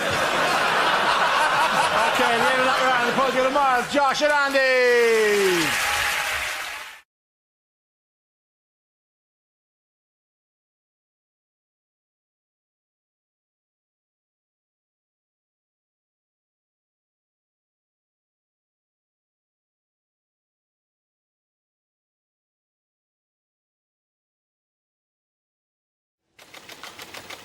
And it's relationships. Right, relationships. It's good to be here. Last time I was here, a girl asked me for sex. I had to disappoint her. We had sex. But I'm trying to learn to be a more sensitive lover. I got a DVD, How to Improve Your Foreplay Technique. It was really good. I had to fast forward through the boring bit at the beginning. I'm really bothered with that. Last night I had beef stew with dumplings. I shouldn't call her that, but she's a big girl.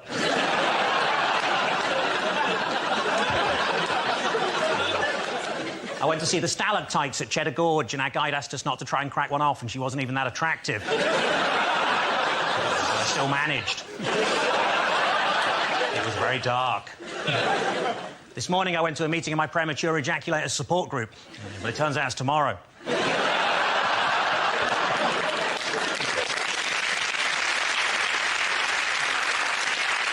I think a few of the men started clapping before the end of that joke, by the way. My girlfriend's dog died. So to cheer her up, I got her an identical one. She was livid. What am I going to do with 2 dead dogs? A friend of mine had a penis extension. Now his house looks really stupid.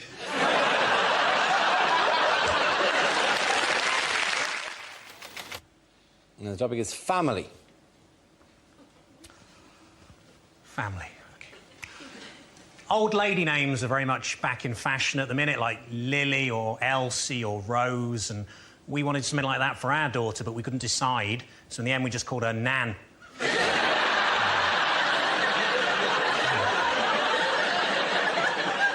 told her she'll grow into it. I remember one time my uncle asked me to spell Schadenfreude and I couldn't, but he's dead now and I'm not, so I win.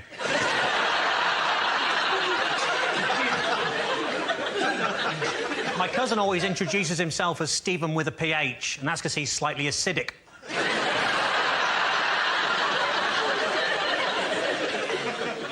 My married friends would always tell me there's someone out there for everyone, and I'd think, wow, she must be a right slag. Knock, knock, who's there? Grandad, shit, stop the funeral.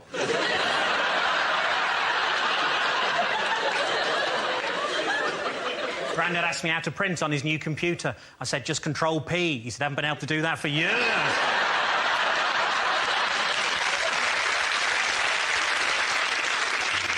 My confirmed bachelor uncle always describes himself as asexual, but I'd also add B, gay.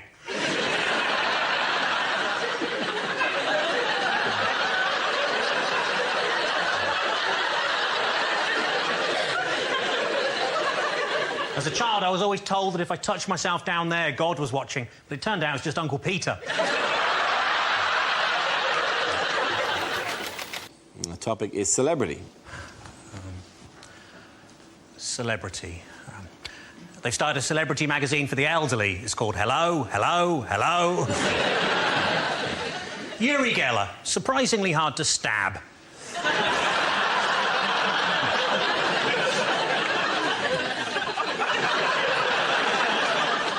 Malcolm X chose that name rather than admit he'd accidentally put a kiss at the end of a text message.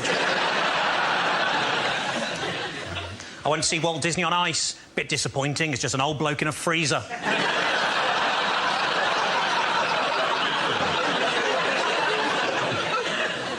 The new president of France said this week that English speakers were arrogant in their refusal to learn foreign languages. At least I think that's what he said. But it all just sounded like haw-hee-haw, haw-hee-haw. And remember, that's not racist if it's about the French. I'd have £5 on the Dalai Lama if I was a Tibetan man.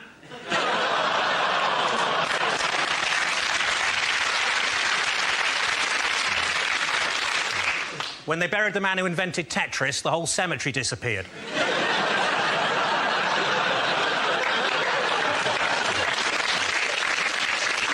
As well as 7 years in prison here, Abu Hamza could be deported to the United States where he could face the electric chair. But on the plus side, if he is electrocuted, at least he can just stick his hook in the air and pretend to be a bumper car. And relationships. Sorry. That does actually look like me and my girlfriend. Apparently, in Norfolk, the marriage guidance service is called Related. My girlfriend says I'm not very romantic. The other day we were kissing on the sofa. She said, how about we take this into the bedroom? I said, OK, you get the other end. When she suggested we try playing doctors and nurses, I was really hoping for something sexier than being left in a corridor for 2 days. My girlfriend and I are trying for a baby. Her mom's agreed to help out, just till I get hard.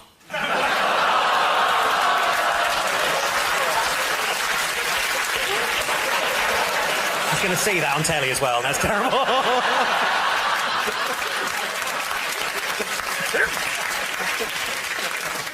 They always say you'll find the love of your life when you're not really looking, which was true, but by then I'd run her over.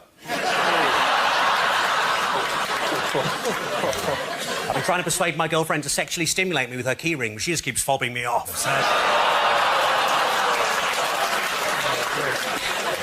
When I heard you could now be a sperm donor by post, I came in a jiffy.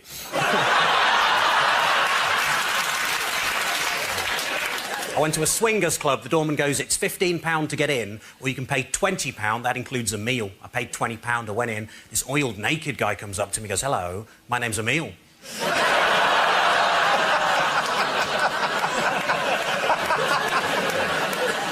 I once had a one-night stand and I didn't get an erection. That isn't cool. Luckily, the woman I was with was really understanding, and she just said, "Don't worry, that used to happen to me." Thank you. And the topic is education. One time at school, I lost my thesaurus. I couldn't find the words to describe how upset I was.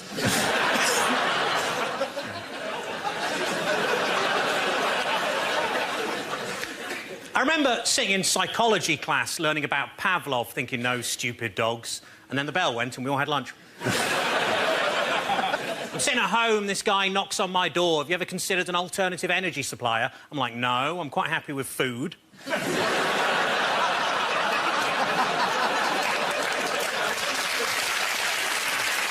It's got to be a tough job going around door to door encouraging people to photosynthesize.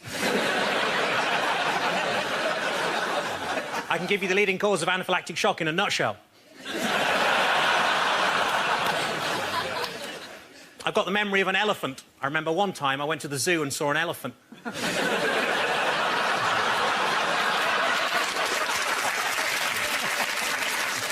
My nan recently claimed that she once gave a hand job to Albert Einstein. What a stroke of genius. Technically, shoplifting from the Apple store only counts as scrumping. Sex education lessons at our school were pretty weird. The teacher made us shout out rude words to get out of our system, like bum, willy, cocks, and we had to carry on doing that until he came. Topic is childhood. As a child, I was made to walk the plank. We couldn't afford a dog. My 6-year-old refuses to eat anything other than alphabeti spaghetti. Luckily, he's dyslexic, so I just buy him normal spaghetti. Seems to work. Dad, these are all L's. Yeah, it's Welsh. I bought him some medicine for his ADHD. On the side of the bottle, it said concentrate. I thought, if he could do that... I bought a really nice 12-year-old scotch. Obviously, his parents weren't pleased. I hate people who complain about breastfeeding in public. I don't want to see it, or that's disgusting, or you can't do that, you're not a woman.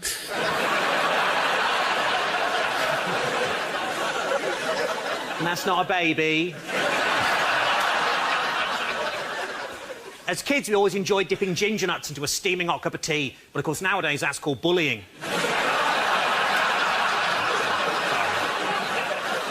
I shouldn't do that, by the way. Ginger jokes are the last vestiges of racism in comedy, and they started a ginger pride movement to stamp that shit out. They had a march in Hyde Park. Well, they were going to, but the sun came out.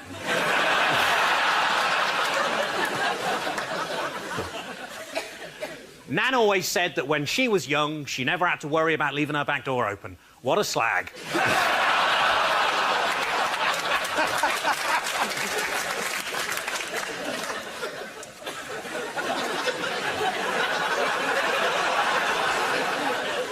I'm totally going to get in trouble with the family again. This is really not worth it.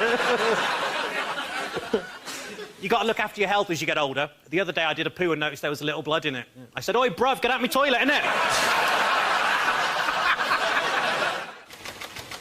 And the subject is relationships. Okay. How are you? I used to suffer from premature ejaculation, which made me feel selfish and bad for my girlfriend. Then she suggested I try this special cream that reduces your sensitivity. And it really worked, because now I don't give a shit about her.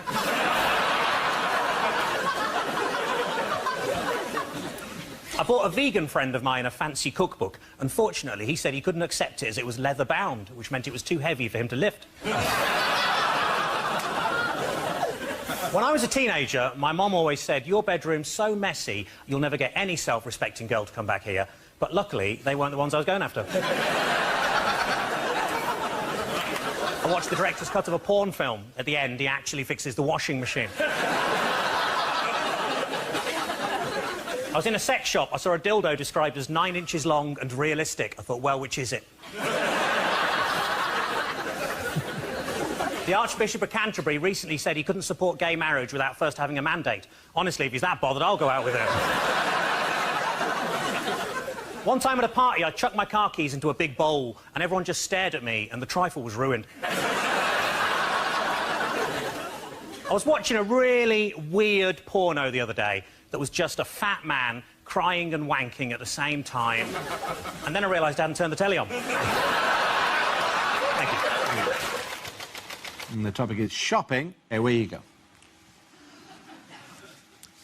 I bought a slimming magazine in W.H. Smith's. I didn't read it, I just wanted a big bar of Galaxy for £1. I bought some fancy pens at a nudist art shop. Felt tips? No, but I touched a couple of bollocks.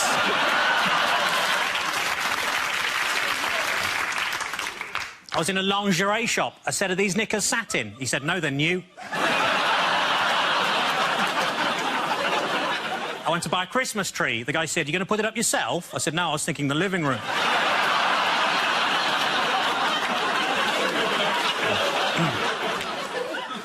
Bought a chameleon, lost it. Why is it that when women go to the toilet in pairs, no one minds, but when I did it, I got thrown out the greengrocers?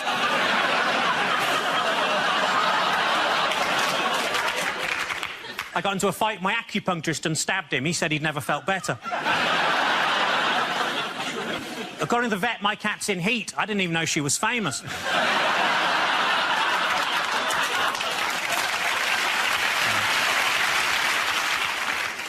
friend of mine keeps going on and on about how good his orthopaedic shoe is, but I think he's built it up too much. I bought an advent calendar for Jehovah's Witnesses, but on every door somebody tells you to fuck off.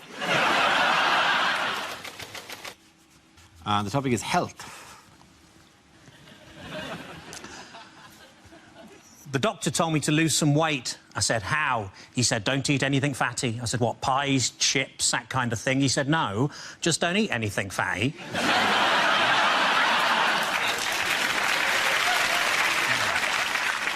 I was thrown out of Weight Watchers for making sarcastic comments during the weekly weigh-in. As you can imagine, I accepted the decision with huge grace, because they threw her out as well.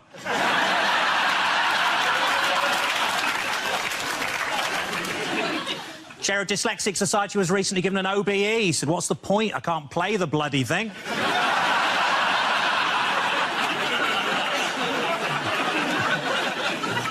I live next door to a family of anorexic agoraphobics. Yeah, but they've got a few skeletons in the closet. A friend of mine's been suffering from paranoid delusions and now he thinks he's a chocolate orange. I worry he's going to be sectioned.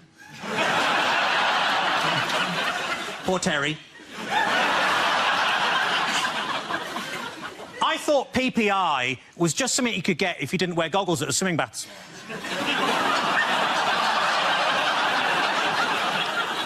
I bought an alcoholic ginger beer. He wasn't pleased.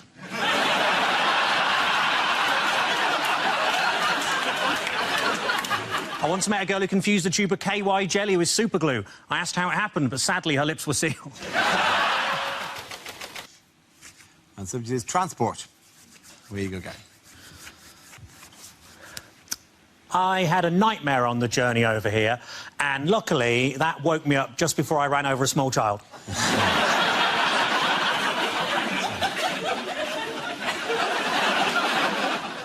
The other day I lost control at a roundabout, and then I went absolutely bonkers on the swings.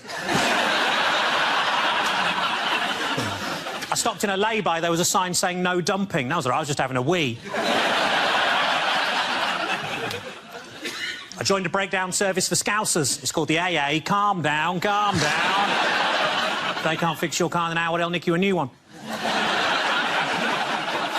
The Paralympics taught us all that sometimes we should stop and put ourselves in the place of people with disabilities, and I have to say, those parking spaces are brilliant.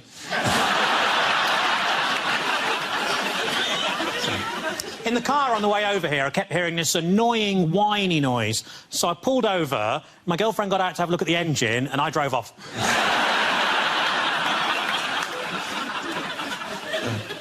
The other night, I saw a couple weaving all over the street. I said, honestly, get a loom.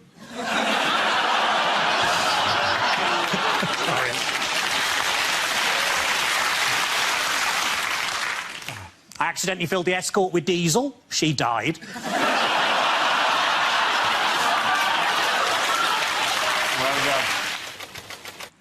The topic is nationalities. Where you go? My next-door neighbour's really loud and obnoxious, so now I know how Canada feels. I bought some lamb chops. On the packet, it said reared in Wales. I thought that was just a racist stereotype.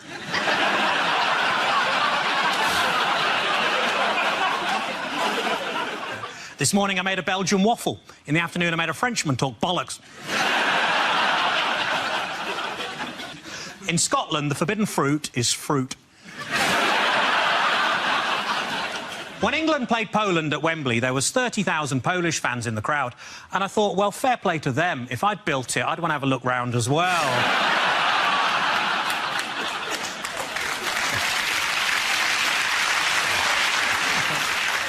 I like to annoy my Israeli flatmate by giving him any post that's just addressed to the occupier.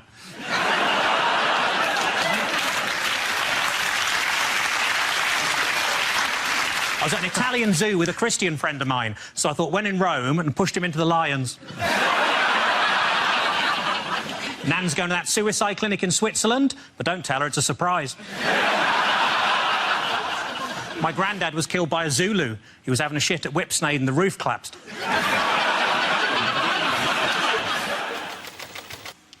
And the topic is childhood.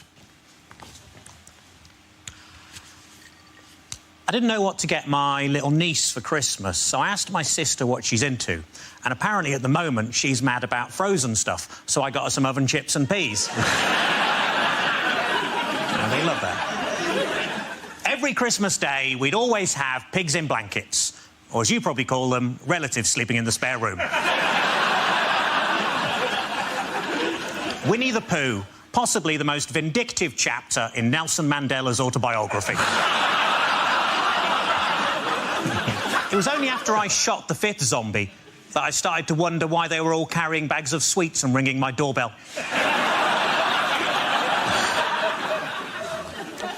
I've been trying to recapture my lost youth. I really must get that cellar door fixed.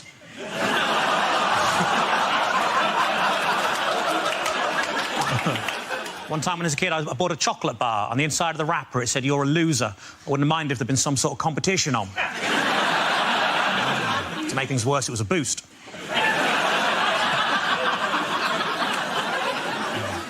As a family, we couldn't decide whether to have Nana buried or cremated, so in the end, we let her live.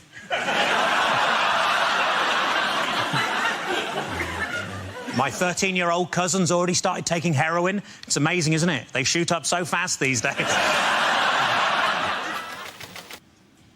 OK, the topic is health. Where you go? I'm a lot sportier than I might look.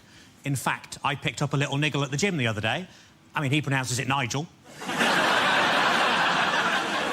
I had a very stressful journey getting here today. All the way, this lorry driver was right up my arse. But it was nice of him to give me a lift. I spent most of the afternoon hanging out at the swimming baths. And then somebody told me and I tucked it back in again.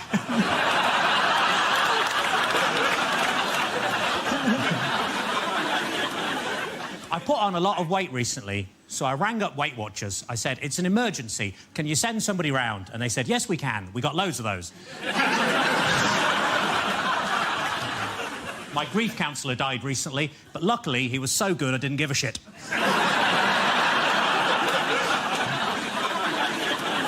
I accidentally kicked the dog earlier and he bit me on the bollocks. My mate said it's karma. I said no. If anything, he's even more angry. I asked the vet, "What can I do? I think my dog's racist. He keeps barking at the Asian man next door." And the vet said, "Muzzle him." I said, "I don't know, but he's got a beard." I went round to see my nan. I said, "What you been up to?" She said, "Weed in the garden." I said, "Well, at least you didn't shit in it." I was in the garden with my girlfriend earlier, and we saw the 18-year-old girl next door, all dolled up, ready to go out clubbing. And my girlfriend said, "Do you know what? At that age, I could really see myself in her." Which was weird, because I was thinking the exact same. OK, the topic is work.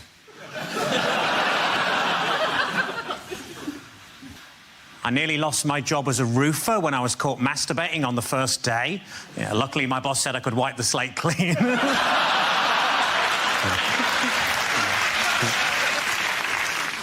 I used to work at Waterstones. One day a guy came in asking if we had any audiobooks with subtitles.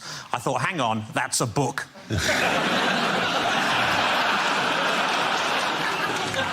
The circus near me held a competition to find the best contortionist, so I entered myself and won. In my old job, I just used to punch buttons all day, and that's why I'm no longer allowed to work in panto.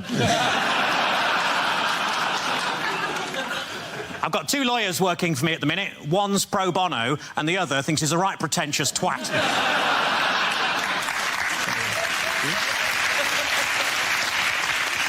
When my granddad was caught trying to stow away in the Merchant Navy, he offered to work his passage, which, as you can imagine, made him very popular.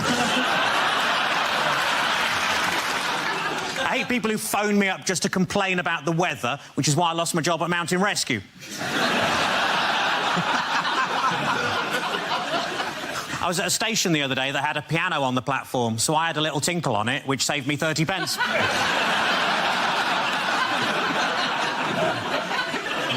I went on a positive thinking course. It was shit.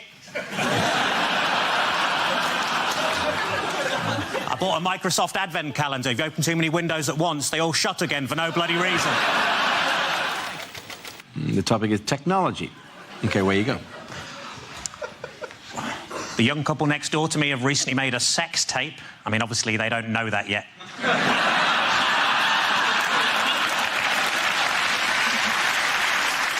The hardest part of making skimmed milk must be throwing the cows across the lake.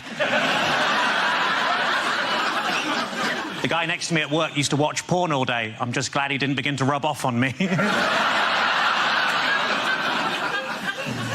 I think if I was to try revenge porn, I'd just post naked pictures of myself online so everybody would know how low my ex's standards were. When answering the security question, place of birth, apparently vagina is not an acceptable answer. It's been a tough week. I got myself a memory foam mattress and now it's trying to blackmail me. I've currently got a stalker, but you probably can't tell in these trousers.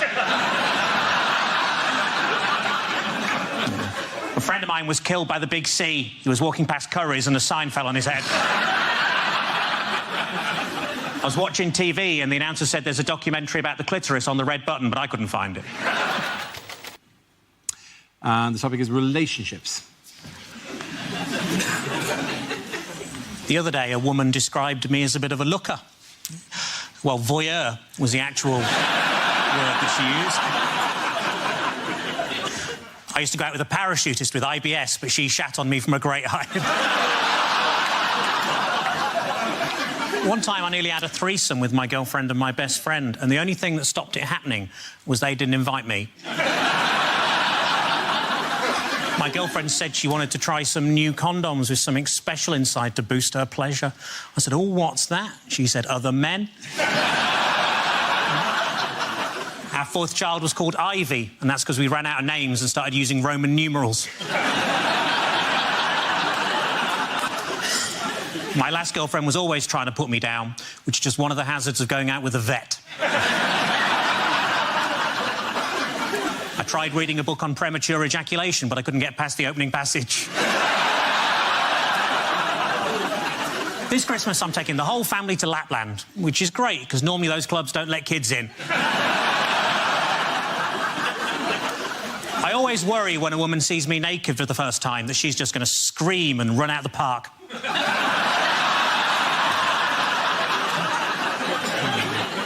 My girlfriend and I love watching box sets. We got 3 episodes into Orange is the New Black before finding out it wasn't about what would happen if Trump replaced Obama.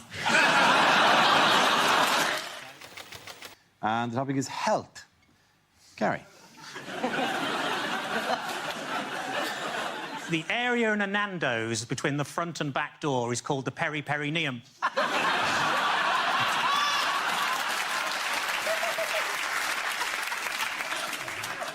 I like to judge my weight by my BMI. As long as I weigh less than a small plane, I think it's fine.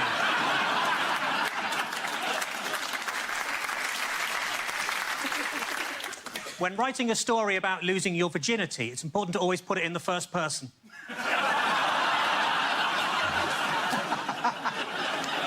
When people die and head towards the light, what they don't realise is they've already been reincarnated as a moth. I can count the number of chainsaw accidents I've had on the fingers of one hand. I tell you what always catches my eye, short people with umbrellas. So the other day, I was doing the hoovering in my pants, and I thought to myself, how do my bollocks get this dusty?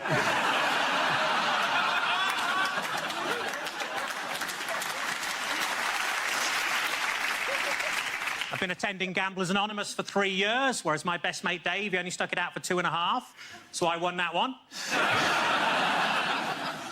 I like to think I'm a bit like Superman. For example, the other day I changed in a phone box from a man who really needs a wee to a man who's just had a wee. I pulled a sickie the other day, just one of the perks of working at the hospital.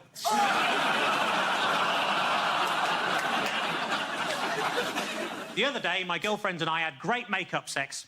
Well, I say that, she was out and I stuck her lipstick up my arse.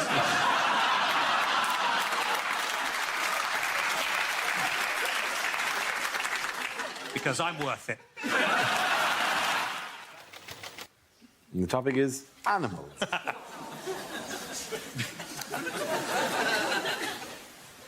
I don't like to eat anything labelled reformed ham, as I think it's unfair that the pigs are slaughtered after they've got their lives back on track. Last night I had to get towed home because Ratty and Moley were too pissed. Whenever I see ginger people going grey, I'm always reminded of the sad plight of our native squirrels. I went round Grandad's to walk his dog. As I was leaving the house, he said, "Don't forget poo bags." I was like, "All right, Gran." Here comes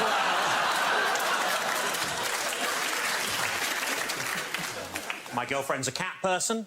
She's got fishy breath, shits in a tray and disappears for days at a time. I tried swimming with dolphins once, but I didn't like it as I found them very clicky.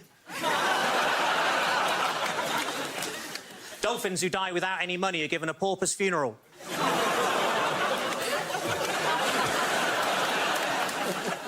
So the other day I was chewing on some monkey nuts and now I'm banned from the zoo.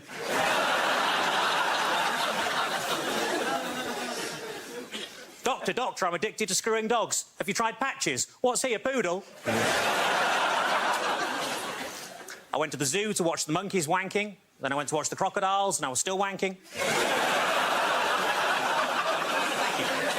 Thank you very much, Gary Delaney.